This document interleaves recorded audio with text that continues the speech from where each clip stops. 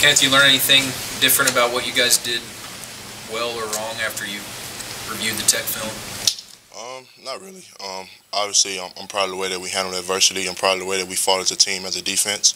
I feel like early on we got put in some really tough situations, and I'm just proud of the way that we fought, proud of the way that we handled adversity, and proud of the way that we stayed together as a team. So after reviewing the tape, I mean, it pretty much is exactly what I expected it to be. You know, seeing a team face adversity, seeing a team that continues to fight, seeing a team that doesn't give up. So that's what I seen after watching the tape. You guys seem to be doing better in the second half of games. What are you guys doing at halftime? And how are y'all adjusted and coming out so much stronger? Well, in a game like Texas Tech, I mean, the first half they ran a lot of trick plays. So eventually, you know, the trick plays, you know, had to run out, and so we were able to just settle in and just play our game, and they were able to come back and, you know, play the plays that, you know, we expected them to run and stuff like that. And then obviously, you know, hate to hear the news about their quarterback, you know, going down, but once you know, the backup came in, it kind of made them one-dimensional, and so that obviously, you know, helped us, you know, settle in a little bit more as a defense. So I feel like overall, you know, the coaches in the halftime, you know, they're doing a great job at getting adjustments in, stuff like that, and we're just taking that and, you know, going with it.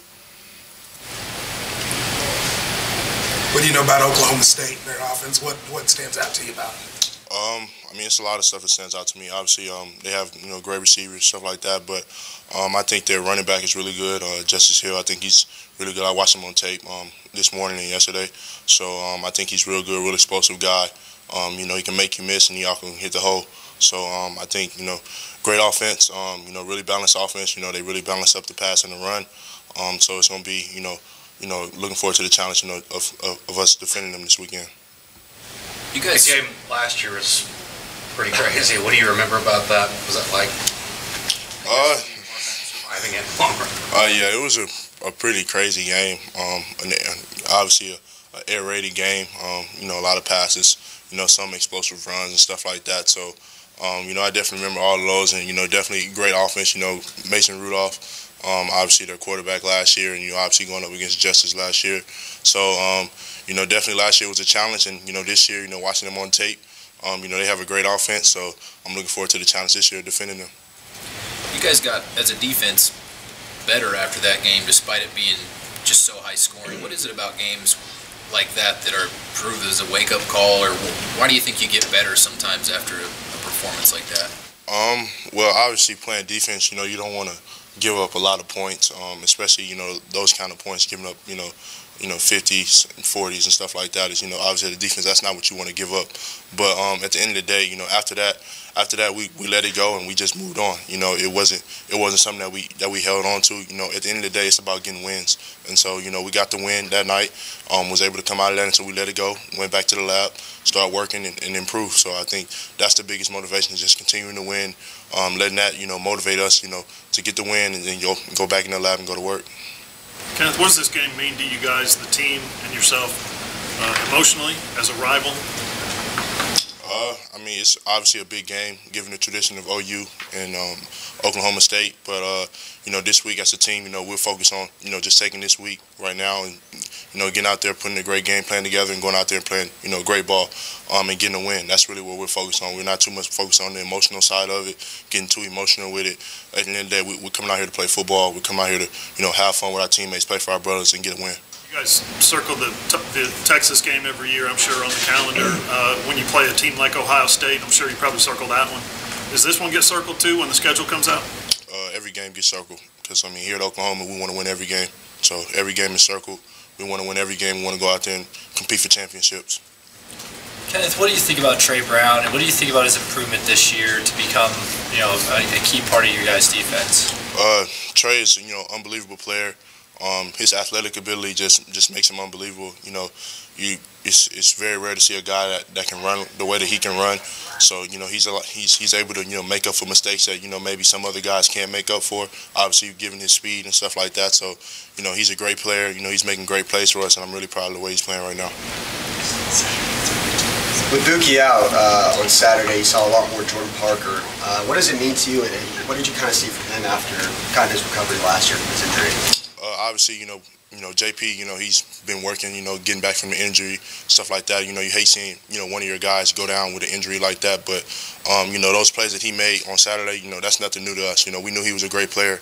We knew that he could make plays. He's been doing it since his freshman year. It's not a coincidence he came in here and started as a true freshman. And so we knew that he was a playmaker. We knew he could make plays. So, him going out there making those plays on Saturday was not something that surprised me at all. How's Robert Barnes changed the defense at his position since he's been back on the field? He's obviously making a lot of plays for us back there in the back end at safety. He's making a lot of calls too for the back end too. So it's definitely good to have a guy back there that can make plays, break on the ball, and obviously that pick he took back today last weekend for the 2-point conversion was a big play. So it's great when you got guys on the back end that make plays.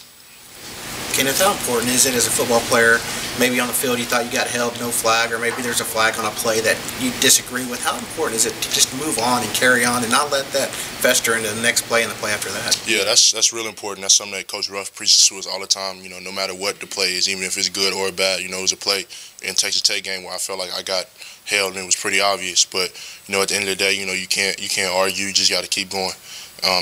Coach Ruff preaches to us, Fido, forget it and drive on. And so that's what we do. No matter what, if it's a good play, no matter if it's a bad play, no matter if I'm getting held or no matter if I just got punched upside my head, it doesn't matter. At the end of the day, I'm going out there to fight for my brothers. I'm going out there to put it all on the line for them. And so, it's the next play, making the next play great, and then after that, moving on after that. So, Fido is something that's been instilled with me by Coach Ruff, and that's just something that, that the whole team, has taken, into their character. You mentioned. I'm sorry. Right, you go ahead. Oh, you mentioned Trey Brown's athleticism. What do you think makes him so good in man-to-man matchups? It just seems like he's so much more physical than a lot of other cornerbacks. His speed. When you look at guys that have that kind of speed, they're allowed to. It makes them more physical at the line of scrimmage because you don't have to worry about a guy outrunning you. So at the end of the day, his speed makes up for everything else. So he may get beat off the line for trying to be too aggressive, trying to jam somebody too much, and he's still able to recover because he's so fast. So I think his speed is just what makes him such a special player. I know that it was emotional and contested in Lubbock Saturday night. You guys were pushed sort of over the line a few times and got flagged. As you play more important games down the stretch, it's going to get even more intense and more emotional. You have a big game this Saturday, for instance. Is it going to be harder to sort of know where to draw the line when games become that emotional and they're a little more chippy?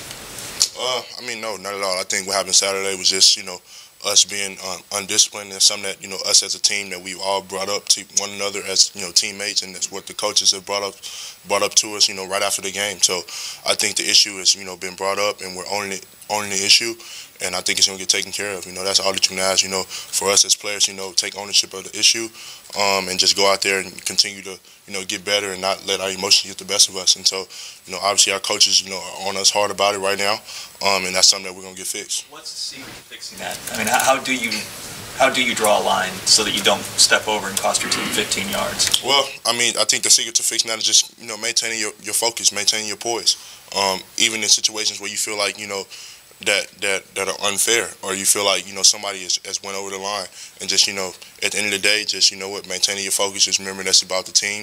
It's about getting this win, and just going out there and just playing ball for each other. So I feel like Saturday, obviously we had some situations where some things happened and we got some unsportsmanlike penalties, but at the end of the day, like I told one of the reporters right here, it's Fido, forget it and drive on, keep on fighting. So that's what we're gonna do as a team. Oklahoma State showed a pretty good lack of discipline in their game in Waco on Saturday.